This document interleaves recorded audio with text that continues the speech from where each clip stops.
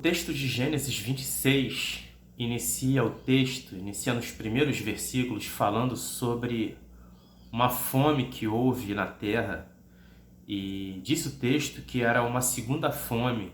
A primeira tinha acontecido nos dias de Abraão, e agora essa fome que estava acontecendo no texto de Gênesis 26 era no tempo de Isaac. E Isaac intentou no seu coração descer até o Egito, mas o Senhor apareceu a Isaac e disse: olha, não desçais ao Egito, não desçais ao Egito, fica na terra que eu te disser, porque eu vou te abençoar, eu vou multiplicar a tua semente, eu vou multiplicar o seu nome, eu vou abençoar a sua vida, assim como fiz com Abraão, seu pai, porque Abraão guardou os meus mandamentos, guardou os meus estatutos, guardou a minha lei, assim também eu vou fazer contigo. Diz a palavra de Deus que Isaac obedeceu e começou a prosperar por conta dessa obediência. O que eu quero falar para você hoje é que quando Deus te dá uma ordem, que mesmo havendo fome, quando a Bíblia diz que houve fome na terra, não era o tipo de fome que você está com fome na sua casa e seu vizinho do lado está fazendo churrasco. Não era esse tipo de fome, onde muitos têm fartura e outros têm pouco e nada e miséria. Eu estou falando de um tipo de fome que existia naquela época que ninguém tinha o que comer. O Egito era uma nação próspera, eles tinham. E quando Isaac intentou no seu coração descer, e Deus falou: não vai, fica onde eu te disser, e Isaac obedeceu, Deus se tornou responsável pela vida de Isaac. E a nossa obediência a Deus só pode nos trazer benefício, ainda que por um momento a gente venha a sofrer algum tipo de dano, de consequência por conta disso. Mas ficar na vontade de Deus, ainda que nos gere dores momentâneas, nos geram bênçãos que são permanentes para a nossa vida. Diz a palavra de Deus que Isaac começou a prosperar, começou a crescer na terra, começou a ser visto. E aí um dia Abimeleque olhou pela janela e viu Isaac brincando com Rebeca. E ele perguntou: quem é essa mulher? Essa mulher é o que é sua? Essa mulher é minha irmã. Isaac estava indo tão bem, mas Isaac mentiu.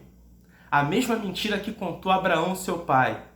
Quando Abraão esteve na mesma situação, pensando que poderia morrer por causa de Sara, ele falou: Sara é minha irmã. Mentiu. Isaac repete o mesmo ciclo de mentira que Abraão, mas Isaac permanece na vida e reconhece o seu erro e se desculpa com Abimeleque. Abimeleque faz um juramento de não tocar em Isaac, e aquele que tocar em Isaac ou em Rebeca vai morrer. Isaac e Rebeca se tornam ali intocáveis na terra onde eles estavam, em Gerar, e por causa da obediência eles começaram a crescer, começaram a prosperar, e prosperaram tanto, tinham tantas possessões de bois, de ovelha, tinha tanta coisa, tantas terras, tantas posses, que os filisteus começaram a o invejar. Ele começou a crescer muito, começou a aparecer muito. É assim na nossa vida, não é? É um ciclo que se fecha na nossa vida. Quando você está quebrado, ninguém te vê. Quando você está correndo atrás do seu prejuízo, todo mundo ri de você. Que você não vai conseguir, que o que você quer é impossível. E aí quando você começa a aparecer, tem alguém que fala: tô com ele desde o início, conheço esse rapaz, vi lá na feira, vi começando de carro em carro, de farol em farol, vi começando como costureiro, vi começando desenhando um negócio, vi começando escrevendo um primeiro contrato, vi quando ele pegou o primeiro processo, quando ele ganhou o primeiro cliente. Eu estava lá no início. Não é assim? Isso é inveja. Começaram a invejar Isaac, começaram a ver o seu crescimento, e Isaac então cavou um poço. Os poços que os filisteus entulharam nos dias de Abraão, Isaac começou a cavar. E aí acharam água viva. E acharam água viva, e os filisteus porfiaram com Isaac, brigaram com Isaac, contenderam com ele, dizendo: olha, essa água é nossa. Aí diz a palavra de Deus que Isaac não entrou no revés com eles e cavou outro poço. E aí o primeiro poço ele chamou Ezeque, o segundo poço ele chamou Sitna, porque eles também contenderam com Isaac. Isaac foi dali e foi habitar no vale de Gerar. Diz a palavra de Deus que Isaac cavou outro poço, e os filisteus não porfiaram com ele, não entraram numa com ele por causa da água, por causa do poço. E diz a palavra de Deus que Isaac chamou aquele lugar Reobote, porque Deus resolveu alargar, Deus resolveu fazer eles crescerem naquela terra. O que eu quero falar para você é que muita gente está preocupado com Ezeque e com Sitna, muita gente está preocupado com o poço e com a água que sai do poço, mas o que você precisa prestar atenção é quem que faz a água jorrar do poço.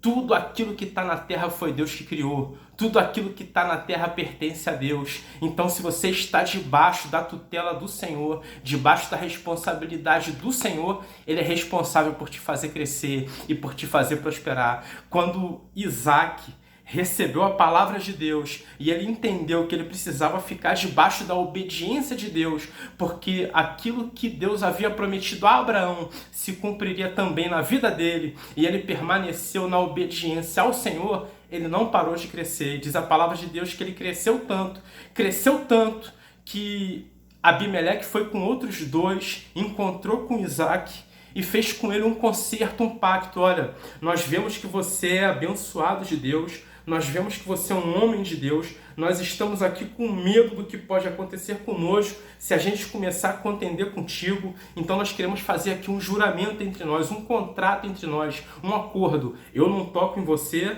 e você também não toca em mim, e ninguém sofre nenhum mal. Diz a palavra de Deus que quando esse contrato acabou de ser feito, os homens de Isaac voltaram e falaram: olha, nós cavamos outro poço e está gerando mais água. E Isaac chamou aquele poço de Seba, e o nome daquela cidade se chamou Berseba por causa desse poço. E o nome daquela cidade é Berseba até os dias de hoje. O que eu quero falar para você é o seguinte: a vida vai te apresentar vários reveses, várias situações contraditórias, pessoas que vão entrar no meio do caminho, atravessadores como esses que tentaram entulhar os poços e que, quando viu a água saindo, quis tomar posse do poço.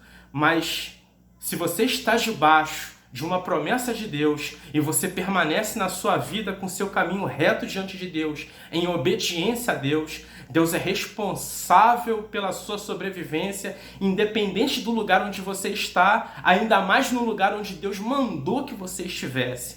Então fica na obediência, independente da dor que você está sentindo, independente da quantidade de tempo em que você está, independente das pessoas que estão ao seu lado e das ameaças que você vem recebendo.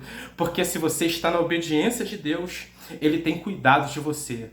Então, fica debaixo dos cuidados de Deus. Recebe essa palavra no seu coração.